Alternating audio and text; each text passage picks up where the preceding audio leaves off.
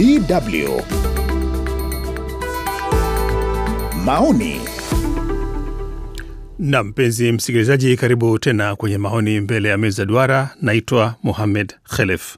Wiki hii inayomalizika, rais wa Marekani Donald Trump alitangaza kile alichokiita mpango wa amani wa Gaza, ambao unalenga kumaliza vita vya miaka 2 vya Israeli kwenye ukanda huo na pia kuwarejesha mateka wote waliosalia mikononi mwa wanamgambo wa Palestina na kujenga upya Gaza na bila shaka Palestina kwa ujumla. Mpango huo wenye vipengele 20 uliridhiwa papo hapo na waziri mkuu wa Israeli Benjamin Netanyahu. Ikasemwa pia kwamba ulisharidhiwa na baadhi ya mataifa ya Kiislamu na Kiarabu sambamba na mataifa kadhaa ya Ulaya. Lakini makundi mbalimbali ya Kipalestina kama vile Islamic Jihad yameshaelezea wazi upinzani wao kwa mpango huo, huku kundi kubwa kabisa la Hamas likiwa hadi tunarekodi makala hii halijaweka wazi bado msimamo wake. Leo kwenye wasaa huu wa meza ya duara tunajikita kwenye kuyatupia macho mapendekezo haya ya Trump na kile ambacho yanamaanisha au tuseme yasichomaanisha kwenye swala zima la mzozo huu mkongwe wa Mashariki ya Kati. Ama uridhiwe au usiridhiwe, ama utekelezwe ama usitekelezwe.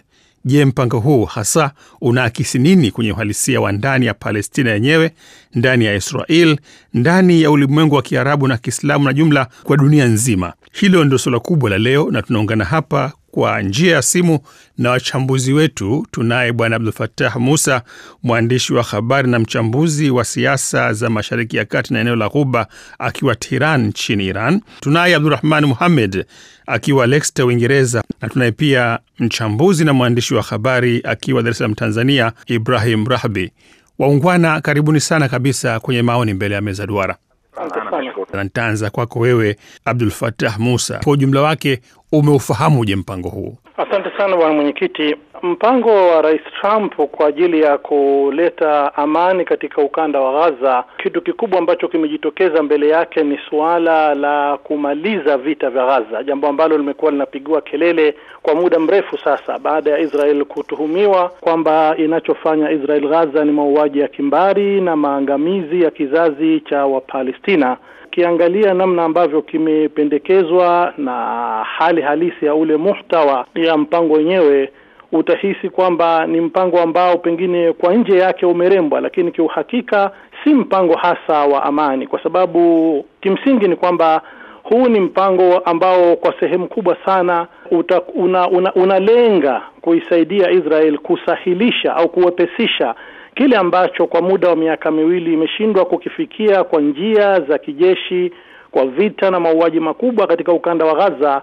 Sasa Rais Trump ameamua kutumia njia ya kidiplomasia kuweza kuifanikishia mpango wa Israel. Nalo ni kwamba kwanza, kuhakikisha kwamba mateka wote wa Israel wanaachiwa huru; pili, kuhakikisha kwamba Hamas inasalimisha silaha zake, na vile vile kuhakikisha kwamba Hamas inasambaratishwa moja kwa moja, na ile dhana na ndoto kuu ambayo wa Palestina baada ya kupata hata uungaji mkono wa kimataifa katika kipindi hiki cha miaka 2 cha kuwa na taifa lao na kuweza kujitawala, kulifuta moja kwa moja au kuliweka mbali sana katika matarajio ya kwamba ati iko siku wa Palestina na wao wataweza kuja kuwa na taifa lao, kama ambavyo inaelezwa suluhu ya kuunda mataifa mawili ya Israel na Palestina iweze kutekelezeka, kama ambavyo tumeshuhudia katika mkutano huu wa mara hii wa 80 wa Baraza Kuu la Umoja wa Mataifa, ambapo nchi kadhaa zimejitokeza hadharani, hasa za magharibi, kutangaza kwamba zinaitambua nchi yenye kujitawala au nchi yenye mamlaka ya Palestina. Kwa hivyo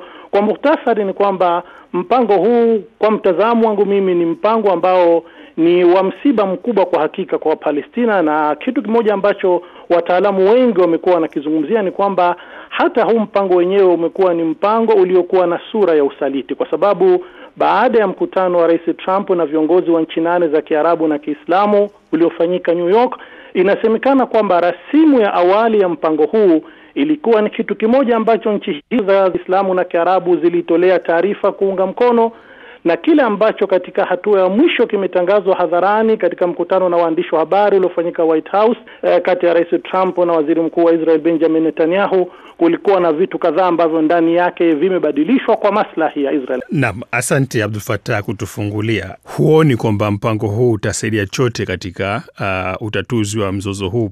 Lakini wengine wanasema angalau ni mpango wa kunusuru kilichosalia ndani ya Gaza. Manake ukisema kwamba Israel ndani ya kipindi chote miaka miwili hajafanikiwa chote katika Gaza, wakati tunaona kwamba karibuni 90% kwa Umoja wa Mataifa, kwa mujibu wa Umoja wa Mataifa, wa majengo ya Gaza yameshabomolewa. Ni watu zaidi ya 60,000 wameshauliwa, miongoni mwao karibu nusu ni watoto na wanawake. Ya viongozi wakubwa wa Hamas, kwa mfano Sinwar Ismail Hania, kwa mfano ndugu yake Sinwar Mohamed Sinwar, wengine wote wameshauawa. Na bado unasema kwamba Israel haijafanikiwa katika vita vyake vya Gaza. Sikuelewi kidogo Abdul Fattah. Tukizungumzia nukta uliyoashiria kuhusiana na kupunguza au kusimamisha au kunusuru maafa makubwa ya roho za watu waliotokea Gaza, naam, bila shaka kama nilivyotangulia kusema kwamba kile ambacho wale wote wanaoangalia mpango huu kwa jicho la matumaini ni kusikia ile kauli ya kwamba vita vya Gaza vitamalizika na mauaji wa Palestina yatasitishwa. Na hiyo ndio kauli ambayo waziri wa mambo ya nje wa Qatar amekuwa akikariri kila mara kuonyesha kama ni mafanikio ya mpango huu. Lakini tukiangalia upande wa pili, ninaposema kwamba Israel haijaweza kuyafikia malengo ambayo ili yatangaza kuwa ndio malengo hasa ya kuanzisha vita tokea miaka miwili nyuma, ni kwamba ukweli unabaki kwamba mpaka sasa Israel haijaweza kwa nguvu za kijeshi kuweza kukomboa mateka wake mpaka muda huu, pamoja na kwamba inaendelea kufanya maangamizi katika ukanda wa Gaza. Na vile vile hatuwezi kusema kwamba imeweza moja kwa moja kuisambaratisha harakati Hamas. Vinginevyo kusingekuwa na mpango huu kuainisha kwamba katika mambo ambayo yanatakiwa kufanyika ni kwamba haya mataifa ya nchi 8 za Kiislamu yachukue jukumu mataifa haya ya kuweza kuhakikisha kwamba yanaipokonya Hamasa silaha, na vile vile Hamas inaangamiza miundombinu yake yote ya kijeshi yakiwemo mahandaki na mengineyo. Ina maana kwamba hili jambo ambalo Israel mpaka sasa haijaweza kufanikiwa kulifanya. Na kile kitu ambacho hatuwezi kukikanusha bila shaka ni kwamba endapo hili linalotaka kufanyika sasa, kama litafanyika, kama ulivyoeleza kwamba hatuna hakika kama hili nalo kweli litafanikiwa au la, lakini kitu ambacho hatuwezi kukikanusha ni kwamba endapo kitu kama hicho hakitofanyika, Israel chini ya uongozi wa Netanyahu itaendelea kufanya maangamizi mpaka mtu wa mwisho wa Gaza. Na hasa tusisahau kwamba wengine ambao wanazungumza hili kwa mtazamo chanya ni kwamba msimamo halisi wa Netanyahu, msimamo halisi asili wa Rais Trump na viongozi kadhaa wa Israel ni kwamba Wapalestina wote lazima wahamishwe Gaza, ima waangamizwe au wahamishwe. Kwa hivyo hii faraja inaonekana kwamba eti Wapalestina wataruhusiwa ubaki Gaza, hii nayo pia ni faraja nyingine ambayo inaonekana kama ni kitu kikubwa ambacho ni kwa maslahi ya Wapalestina katika mpango huu. Nije kwako sasa Abdurrahman Mohamed, kwa mujibu wa maelezo ya mwanzo Abdul Fattah ni kwamba mpango ambao uliwasilishwa kwa viongozi wa nchi 8 za Kiislamu na Kiarabu wakiwa na Trump wiki iliyopita nchini Marekani, na mpango ambao uliwasilishwa na Trump mbele ya Netanyahu ni mpango miwili tofauti, au pengine ina tofauti kubwa sana kiasi cha kwamba huenda ikawa kile ambacho alikiunga mkono viongozi wa mataifa ya Kiislamu na Kiarabu sicho kile ambacho kitolewa baadaye. Kwa hivyo neno usaliti ambalo limetajwa muda mrefu na wachambuzi tangu wiki nzima hii wanawakosoa viongozi wa Kiarabu huenda lisifai, kwa sababu wao waliambiwa chengine na walichopewa kule kilichotangazwa pale chengine. Lakini wengine wanasema pia kwamba kuna mpango wa tatu pia. Mpango wa tatu ni mpango ambao Netanyahu kaenda kumwambia wenzake Israel. Unasemaje kuhusu hili? Kusema kweli, tukiuangalia kwa makini sana, mpango mzima ni vurugu, yani mpango ambao unaonekana hauna kina cha maelezo juu ya hasa nini kitaenda kutokea, na ni mpango kama ulivyoelezewa na mwenzangu aliyetangulia kusema Abdul Fattah, umemili sana upande mmoja, yani kutekeleza yale matakwa ya Israel. Kwa mfano, takwa kuu la watu wa Gaza na Palestina kwa ujumla ni kuwepo kwa taifa la Palestina. Hilo halikuzungumziwa au limezungumziwa kijuujuu mno katika mpango huu. Kwa maana hiyo, yale ambayo wanayataka wa Palestina au watu wa Gaza katika mgogoro huu hayakuzingatiwa. Na kama alivyozungumza kiongozi wa kijeshi wa kundi la Hamas, Izzuddin al-Haddad yeye amesema kwamba anaamini mpango huu umekuja kuwamaliza Hamas. Kwa hiyo maelezo yake au maneno yake aliyosema kwamba kama watakubali au hawatakubali haitosaidia chochote, kwa maana hiyo basi wao wanadhamiria kuendelea kupigana au kupigania Gaza. Kwa hiyo ni mpango ambao umemili mno upande mmoja, na hata ukisikiliza mazungumzo ya Waziri Mkuu Benjamin Netanyahu, yeye amekuwa akitoa maelezo ya kukubali mpango, lakini anapotoa maelezo anazungumza mambo ambayo sio yamewekwa kwenye mpango ule. Mathalan, anaweka wazi kwamba yeye hayuko tayari kuondoka moja kwa moja Gaza. Kwa hiyo hata kama wataondoka basi hawataondoka moja kwa moja, wakati mpango ule unaeleza kwamba mara baada ya makubaliano Israel itatakiwa kuondoa majeshi yake Gaza. Na kubwa zaidi ambalo ndio udhaifu wa mpango ule ni kwamba hauelezei matukio yatakuwa yanachukua muda gani. Mathalan, huu uongozi wa muda ulioundwa utakuwepo Gaza mpaka lini? Hakuna maelezo. Na kwa hiyo ni mpango ambao ni wa juu sana, hauna kina cha maelezo ambacho kinahitajika kuaminisha ulimwengu wa kimataifa ni mpango halisi ambao utaleta amani Gaza. Lakini mtu si angesema Abdurrahman Mohamed kwamba ndivyo ilivyo makubaliano yote makubwa kama inakuwa si kwamba kila kipengele kinakuwa na undani wa kila ambavyo kitekelezwa, namna, mahala, wakati.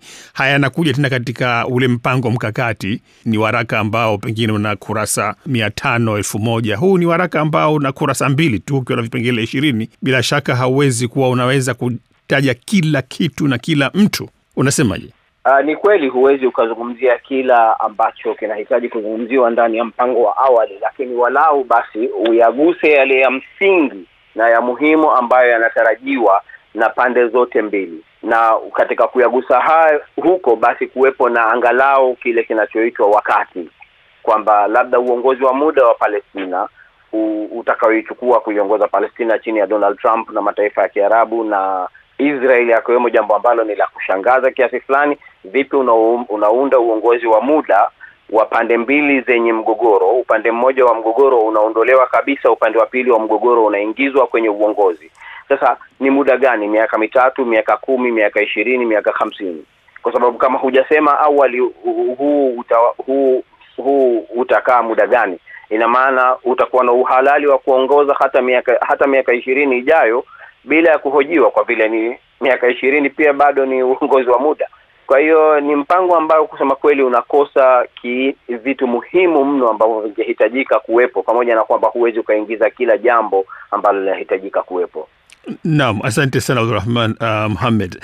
Kwako Ibrahim Rahbi, miongoni mwa ukosoaji, na hapa ametaja pia Abdurrahman Mohamed, wa mpango huu ni kwamba hautaji kabisa kile kitu kikubwa ambacho Wapalestina wenyewe wanakitaka, yani kuanzishwa kwa dola lao. Lakini angalau niposoma kipengele cha 19 na 20, vipengele vya mwisho viwili kabisa vya mpango huu vinataja kitu hicho. Kwa mfano cha 19 kinasema kwamba wakati uendelezaji wa Gaza ukiendelea, kwa maana ujenzi majengo na kurudisha huduma, na wakati ambapo mamlaka ya Palestina itakuwa imetekeleza kikamilifu mpango wa mageuzi, basi na hapo itakuwa tayari masharti yameshafikiwa ya kuwa sasa na dola la Palestina, ambalo imesema mpango huu kwamba tunatambua kwamba ndio dhamira kubwa ya watu wa Palestina. Kipengele cha 19 hili inasema kwamba Marekani itaanzisha majadiliano kati ya Palestina na Waisraeli kukubaliana juu ya misingi ya kisiasa kwa ajili ya kuwa na ujirani au tuseme mualaka wa pamoja, kuishi pamoja kwa amani na kwa maendeleo. Kwa hivyo angalau hiki ambacho kinakosolewa na wengi, mimi nakiona kinatajwa hapa, au hiki sicho ambacho kinamaanishwa. Bila shaka Hamas na Wapalestina wanafahamu rekodi hasa ya Marekani na Israeli kushughulikia matatizo yao, na ndio maana unaona kuwa hili hawalipi nguvu kwa kiwango hicho, kwa sababu ukirudi nyuma sana, ukija kwenye mkataba wa Camp David naweza mwaka 79 kati ya Misri na Israeli, ambao ulianzisha uhusiano rasmi wa Misri na Israeli, kulikuwa kuna kifungu ambacho kilikuwa kinataka, kwa sababu Israeli alichukua Gaza ikiwa kwa Misri, au alichukua mpaka eneo la Sinai. Sasa wakati anarejesha, hakuirejesha Gaza. Aliahidi katika mkataba ule kuwa itachukua miaka 5 kuirejesha na kutoa uhuru wa Palestina. Kwa hiyo tunahesabu kutoka 79 ilikuwa mwaka 84 watu wa Palestina wawe na uhuru kwa mujibu wa mkataba wa kwanza kati ya Misri na Israeli. Mwaka 93 mkataba wa Oslo ulitaja miaka isiyozidi 5 ya uwepo wa taifa la Wapalestina. Ukasainiwa mkataba wa mwaka 93 kati ya Bill Clinton, Isaac Rabin pamoja na marehemu Yasser Arafat pia. Lakini nini kilichofuata? Isaac Rabin akauawa mwaka 95 na mkataba ule ukatupiliwa mbali. Sasa kinachoogopesha kwenye huu mkataba wa sasa ni mkataba wa kisheria ambao unalindwa na vifungu vyote vya kisheria. Lakini hapo nyuma tayari tumekuwa na mikataba ya kisheria ambayo inalindwa na sheria, na Israeli hakuweza kuheshimu hata mmoja. Sasa huu wa sasa si mkataba, hili ni takwa au ni hitaji la Donald Trump na Israeli kuwa wameliweka. Sasa utekelezaji wake ni upi? Uwajibikaji upi? Maanake ukisoma yote yaliyoandikwa, hakuna sehemu ambayo imetaja labda Israeli itawajibika kisheria ikiwa haitotekeleza. Tunayaona yote yameelekezwa upande mmoja tu, kuwa upande mmoja ndio utawajibishwa na haya yote yatokee. Sasa kwa nini upande mmoja uwajibishwe na upande mmoja haupo? Lakini kigugumizi kingine au ukakasi wengine kwenye huu mkataba ni kwenye kile sehemu ambacho wanasema kuwa kutakuwa na uingiaji wa misaada. Katika hili la uingiaji wa misaada wanarudi tena kwenye kusema kuwa tutafuata katika makubaliano ya Januari 19 vile vifungu vitumike, ambapo Israeli alitaja kuwa gari 500 zitaingia na akavunja wakati huo zikawa chini ya gari 50 kwa siku. Turudi hapo. Sasa kama tumeshamaliza vita na kila kitu kimekwisha, kwa nini turudi kuwekeane namba ya roli kuingia, ngapi zisiingie, na kwa nini Israeli abaki hapo kuendelea kucontrol? Kingine kuwa kwa nini Hamas yasalimishe silaha wakati Hamas alikuwa akigombana na IDF, na IDF abaki eneo lile lile kwa ajili ya kuwatazama tena Hamas, na wakati kulikuwa kuna uwezekano wa kuleta vikosi vya kimataifa viwe hapo. Sasa kwangu mimi ukitazama kwa jumla, wamezungumza wazungumzaji wa kwanza, wameeleza vizuri kabisa. Kwangu mimi mkataba huu au ujio wa haya makubaliano yalikuwa na lengo moja kubwa: kufuta makubaliano ya kisheria ambayo yalianzishwa kwenye mkutano wa UNGA 79 mwaka jana, wakati Saudi Arabia na Ufaransa walipopewa jukumu la kuanzisha mchakato wa taifa la Palestina, ambao mwitikio wake ndio huu sasa wa Ufaransa, Uingereza, Canada, Australia, wote walikuwa wanaenda kwenye njia ambayo ilikuwa ni sahihi. Kwa hiyo mkutano huu wa UNGA 80 ulikuwa unatakiwa sasa ukazie kwenye masuala ya kisheria, kwa sababu njia ya Umoja wa Mataifa ndio njia sahihi kabisa. Lakini hili linalotokea huko pembeni ni utashi wa Donald Trump na Netanyahu, kitu ambacho hakiwezi kuaminika kwa vyovyote vile. Naam, mmoja nimefahamu Ibrahim Rahabi, hofu yako wewe ni kwamba kwa sababu huko nyuma kumekuwa na uvunjwaji mwingi wa makubaliano ambayo Wapalestina wameingia na Waisraeli chini ya Marekani, huoni kwamba kuna makubaliano mengine yote yale ambayo yatatekelezwa? Ni kama vile unasema kwamba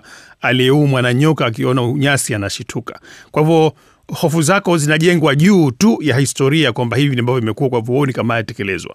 Huna imani na watekelezaji wa makubaliano haya kama wataweza kutekeleza na kwa hivyo kutimiza wajibu wao. Kwa hivyo si kwamba ndani yake hamna kitu ambacho kinatekelezeka, hakuna kitu ambacho kina manufaa kwa pande zote mbili, isipokuwa unaona kwamba hapana, hata kingilikuwemo hakitekelezwi. Hapana, nafikiri vyote vinakwenda pamoja, kuwa kuna vitu havitekelezeki, lakini hata yaliyoandikwa katika mkataba ni mambo ambayo hayastahili kuandikwa, kwa sababu ukitazama kwa tathmini utaona ni juu ya 80% mambo yote yaliyoandikwa kwenye mkataba yamekuwa ya upande mmoja, alafu upande mwingine haukushirikishwa kwa namna yoyote. Kwa sababu ukirudi nyuma, walioandaa mkataba huu wanafahamika kuwa ni taasisi ya Bill Clinton, walioandaa mkataba huu ni Jared Kushner, alishiriki Steve Witkoff, alikuwemo Donald Trump. Hawa wote ni wa upande mmoja, lakini upande wa pili unakusudia taasisi ya Tony Blair, sio Bill Clinton? Taasisi ya Tony Blair ambayo ilishirikishwa kwenye kuandaa hivi vitu. Lakini rekodi nyingine mbaya ambayo inatupa wasiwasi kuhusu utekelezaji, kwa sababu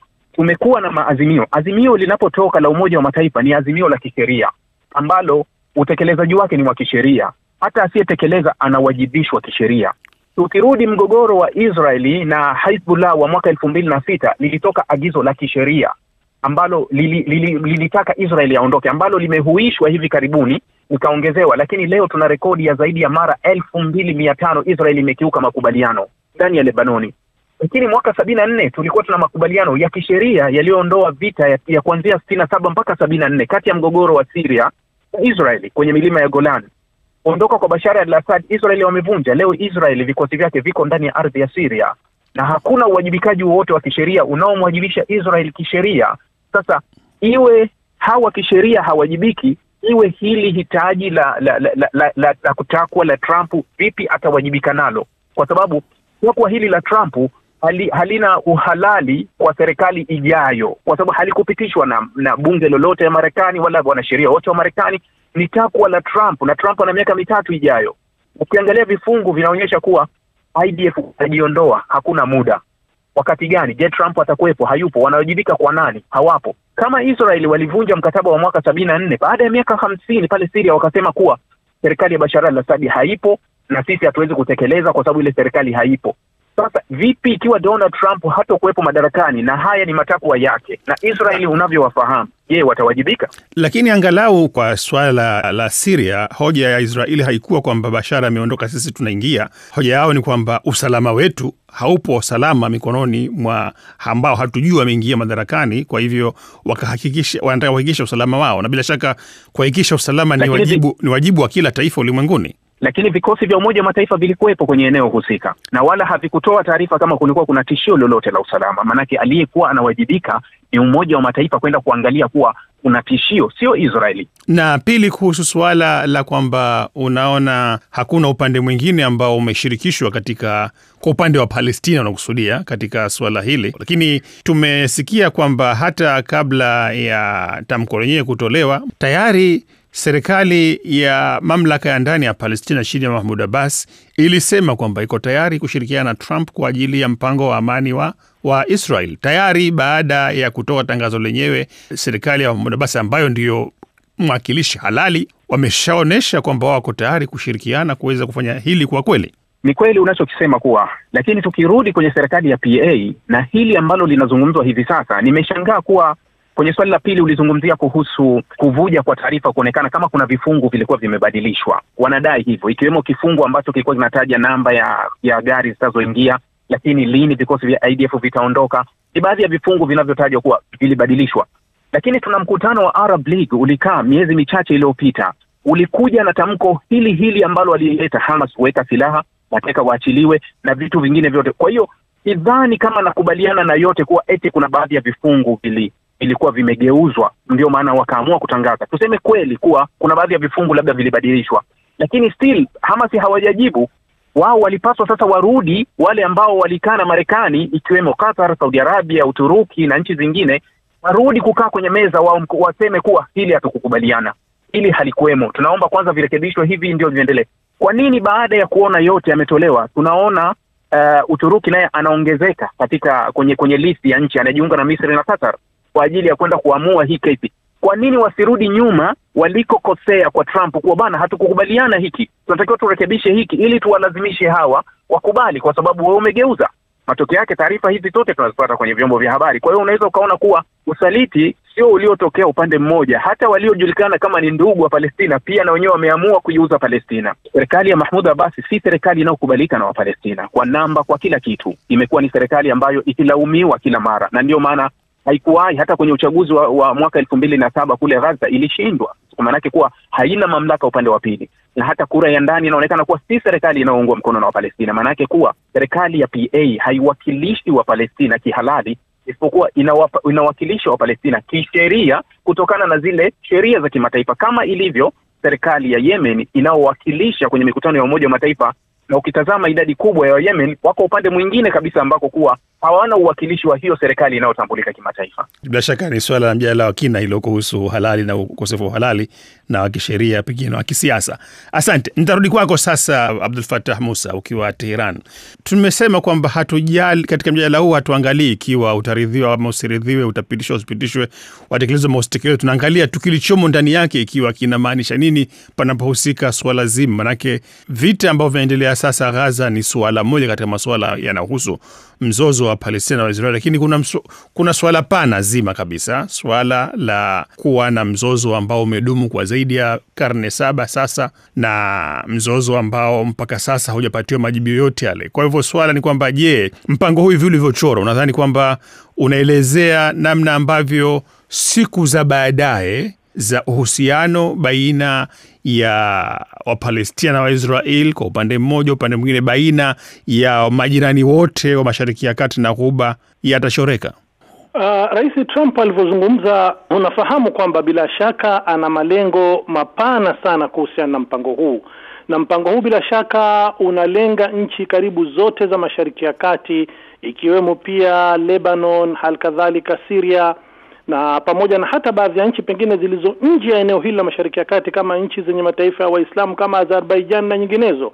Kuna vitu vitatu hapa ambavyo kwa haraka tunaweza tukaviashiria kutokana na maelezo ambayo Rais Trump ameyatoa na akayaelekeza kwa Waziri Mkuu wa Israel Benjamin Netanyahu. La kwanza ni suala zima la kuhuisha mpango unaoitwa wa kuanzisha uhusiano rasmi wa kidiplomasia na Israel wa Abraham Accords. Huu ni mpango ambao inaonekana wazi kwamba hizi nchi za Kiarabu na nchi za Kiislamu miongoni mwao ambazo bado hazijaanzisha uhusiano na Israel, huenda kupitia mpango huu alioulenga Rais Trump, nazo pia zinataka kuingizwa kwenye mkondo huu. Na tunajua kwamba nchi moja muhimu sana hapa ambayo imekuwa muda mrefu inatarajiwa kwamba ichukue hatua hii ni Saudi Arabia.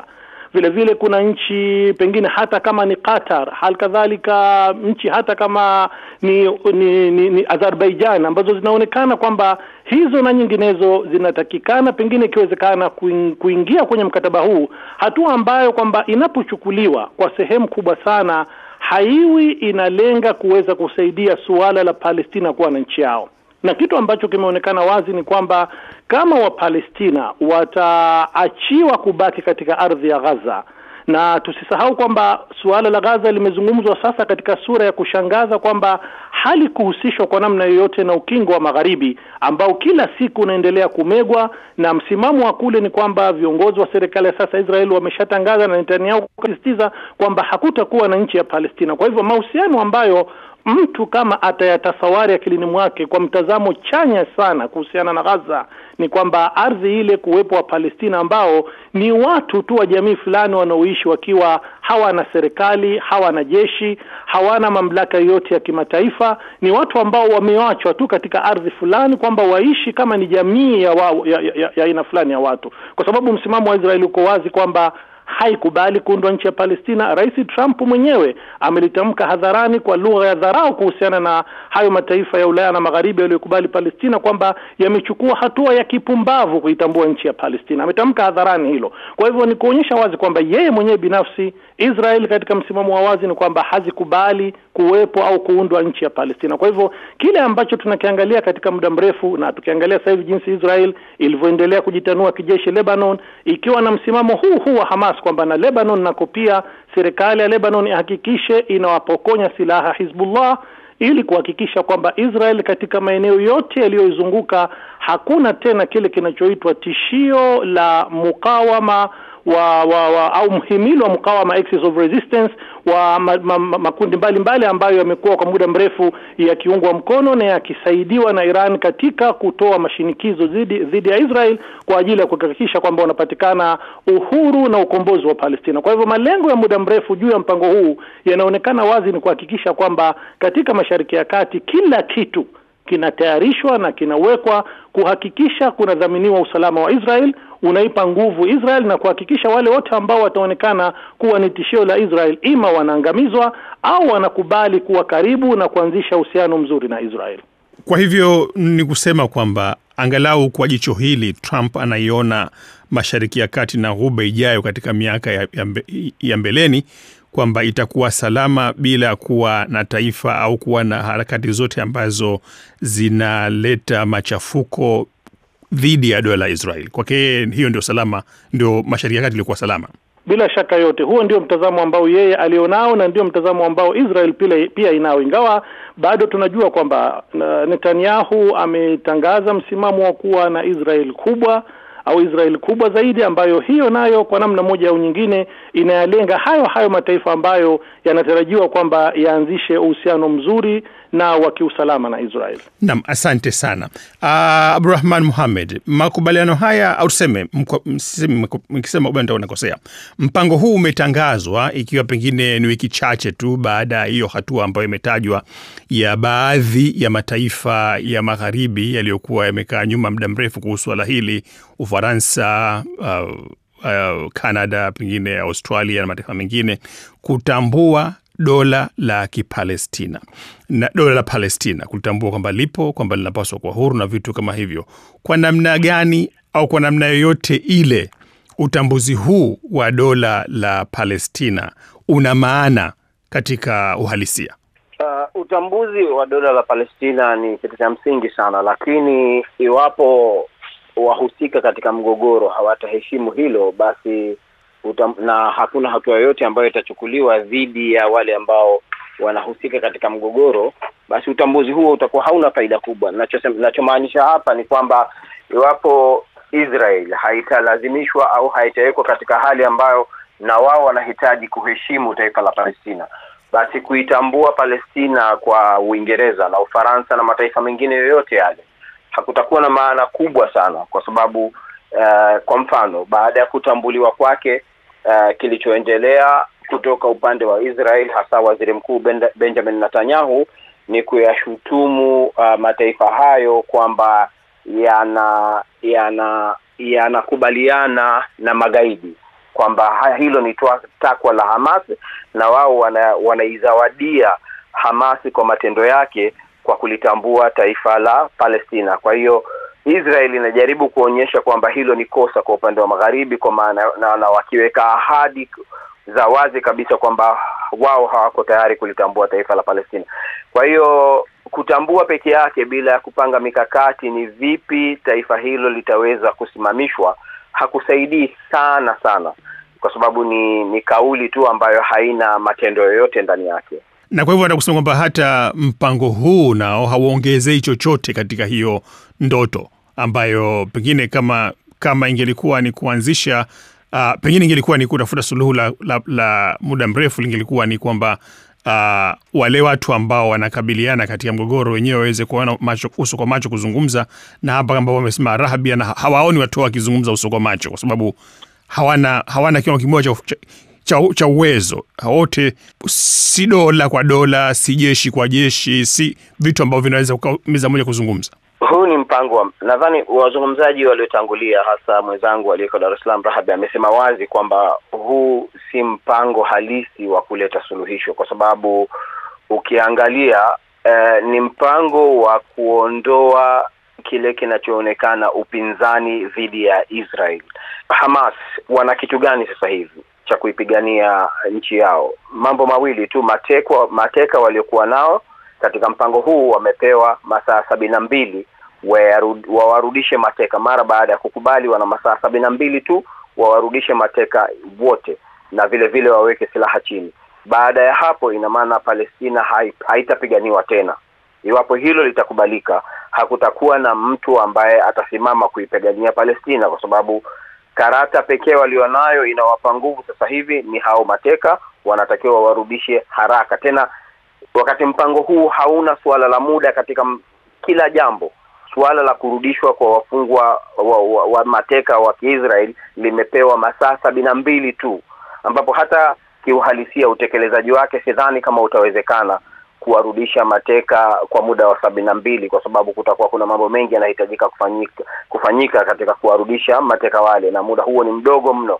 Kwa hiyo ni kama kwamba vile ni mpango wa kuwabana tu wa Palestina na wale wote ambao wanaipigania Palestina, na kuwaweka katika hali ambayo wawe hawawezi tena kujitetea kijeshi.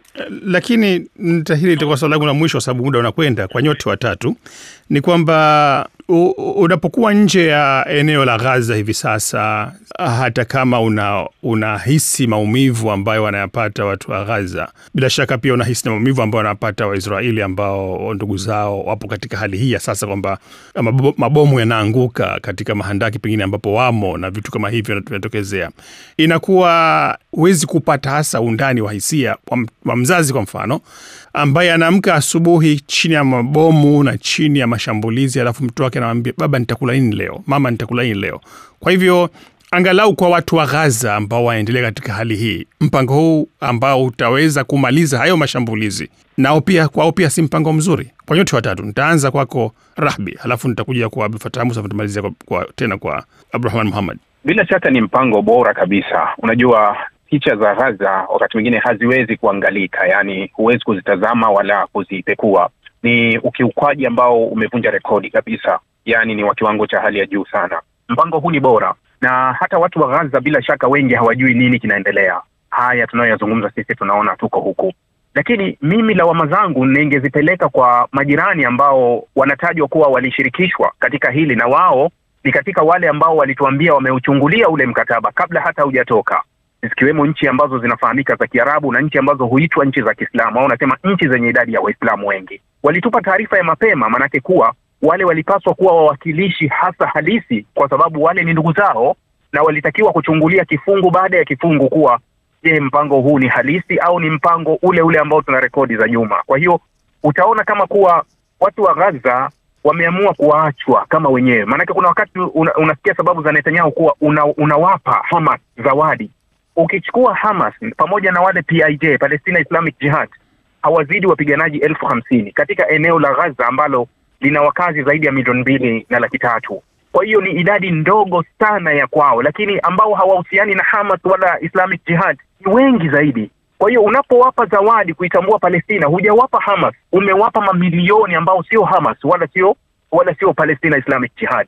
Kwa hiyo mpango huu kwa kweli ni mgumu, lakini pia kuna wakati unatakiwa utekelezwe kwa ajili ya kuwanusuru wale wengine. Lakini wanasema kuwa vita ya uhuru ni vita ya kafara, ambayo rekodi yote duniani imesoma kuwa uhuru umepatikana kwa shida sehemu nyingi duniani. Kuna vifo vingi vimetokea, watu wengi waliuawa kwa ajili ya uhuru, lakini uhuru ni kafara, inabaki tu kuwa ni hivyo. Fattah Musa. Naam bwana Mwikidi, nakusikia. Nasema kama nilivyotangulia kueleza ni kwamba kila mtu anayeangalia mpango huu wa Trump anauangalia zaidi kwa jicho la faraja, katika mtazamo huo kwamba vita Gaza vitakomeshwa, vitahitimishwa, na angalau wa Palestina wa Gaza watapata faraja ya kupumua baada ya miaka miwili ya vita hivi angamizi. Lakini swali ambalo linabaki la kusubiri kwamba kwanza ni kuona kwamba hayo yanayotarajiwa kufanyika, kuweza angalau watu hawa wakaweza kuwa wanapata riziki yao ya kila siku, wakaweza kuishi maisha ambayo wanastahili kuishi binadamu wa kawaida, kwamba hilo nalo kwanza litathibiti hivyo inavyotarajiwa. Hilo ni jambo ambalo nalo pia kwa mtu kama Netanyahu ni la kusubiri na kungojea na kuona. Lakini la pili pia lile ambalo ndio tunabaki kuliangalia kwa mtazamo wa tamaa na hofu kwa wakati mmoja, ni kwamba kitakachofuata baada ya hapa ambacho nacho hakina mpaka, kama ni muda wa mwaka mmoja, 5, 10 au 20 kama walivyotangulia kuzungumza wenzangu, kwamba je, hatima ya yote haya ni kwamba kweli iko siku tutakuja kushuhudia kuundwa kwa nchi huru ya Palestina, au ni kwamba kile ambacho Rais Trump alikuwa anakitaka na Netanyahu vile vile amekuwa anakitaka, na Waisraeli wenye misimamo mikali wa mrengo wa kulia wamekuwa wanakitaka, kwamba Wapalestina wote wahamishwe katika maeneo ya ukingo wa magharibi na Gaza, watawanywa katika nchi za Kiarabu, na ardhi yote iliyokuwa Palestina ibaki kuwa ni nchi moja inayoitwa nchi ya Kiyahudi ya Israel, ndilo ambalo litakuwa ndio hatima ya mgogoro huu. Kwa hivyo kila ambacho kinabaki kuwa ni kitu cha kusubiri na kuona, na vipi dunia kwa umoja wake baada ya kuamshwa na vita hivi vya miaka miwili kutambua nini hasa kinachotokea Palestina na nini hasa maana halisi ya Israel. Tuone nini kitakachotokea, ndicho kitakachotoka kusema kwamba kama alivyosema Bwana Rahbi kwamba ukombozi na uhuru una gharama kubwa sana. Kwa hivyo kama ikiwa gharama zote hizi mwisho zitakuwa ni kupatikana nchi huru ya Palestina, zitakuwa na thamani, lakini kama itakuwa ni kuishia mwisho wa kufutwa ndoto ya kuwepo nchi ya Palestina, bila shaka haya yote yatakuwa kwa mazingira ya kawaida yatakuwa yamepotea bure. Naam, penzi msikilizaji, nasikitika kwamba muda umemalizika, kwa hivyo hatuwezi tena kuwa naye hapa Abdurrahman Mohamed tupate kujibia ikiwa anadhani kwamba angalau kuna afadhali ndogo kwenye mpango huu ambao umetangazwa na Trump. Lakini walikuwa ni washangiaji wetu hawa, wachambuzi wetu kutoka Tehran, Abdul Fattah Musa ambaye amaliza muda hapo, Ibrahim Rahbi akiwa Dar es Salaam Tanzania, na Abdurrahman Mohamed akiwa Leicester nchini Uingereza. Leo tumeangalia mpango wa vipengele 20 wa Trump kwa ajili ya amani ya Gaza. Naitwa Mohamed Khelef, na kwaheri hadi mara nyingine.